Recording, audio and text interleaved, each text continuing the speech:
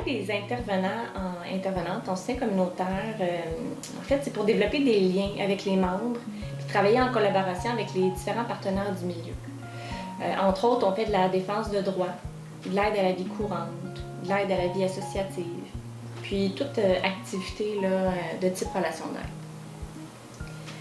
Le soutien communautaire apporte aux locataires une panoplie de services.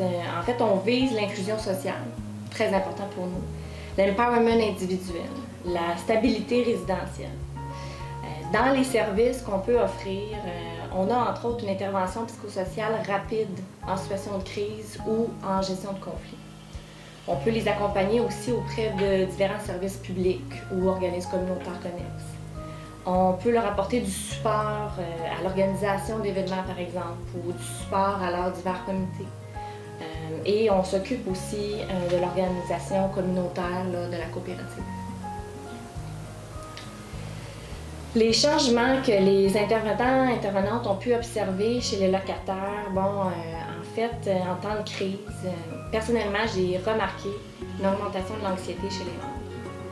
Certains avaient peur là, de contracter le virus, peur de le propager sans le savoir, des soucis financiers, une perte de source de plaisir. Donc on se comprend, les services publics sont fermés, les restaurants, les gyms, les visites familiales ou amicales sont diminuées et quelquefois même proscrites. On nous bombarde à la télé avec les réseaux sociaux de trucs négatifs. Et ça l'a amené aussi, malheureusement, à l'augmentation des conflits de voisinage.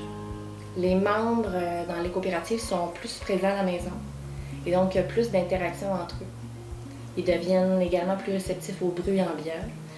Alors, étant plus anxieux, ils deviennent un peu moins tolérants par le fait même. En tant qu'intervenante en soutien communautaire, je me suis rendue disponible auprès d'eux afin de répondre à leurs questions, leurs craintes. J'ai été leur rendre visite. J'ai organisé des séances d'information sur divers sujets afin de les tenir bien informés. J'ai organisé des formations afin de mieux les outiller.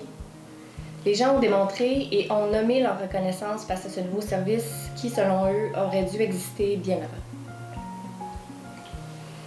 Maintenant, les plus grands défis pour les intervenantes, je vous dirais que c'est tenter de contrer l'isolement et l'anxiété des membres en étant présents, à l'écoute de leurs besoins et surtout user de créativité afin de trouver des moyens de les divertir.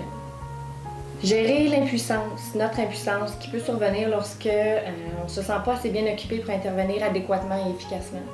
Puis en dernier lieu, prévenir la fatigue de compassion qui est causée par le fait d'entendre de façon répétée des événements perturbants qui maintiennent l'intervenant dans un état d'hypervigilance et d'anxiété.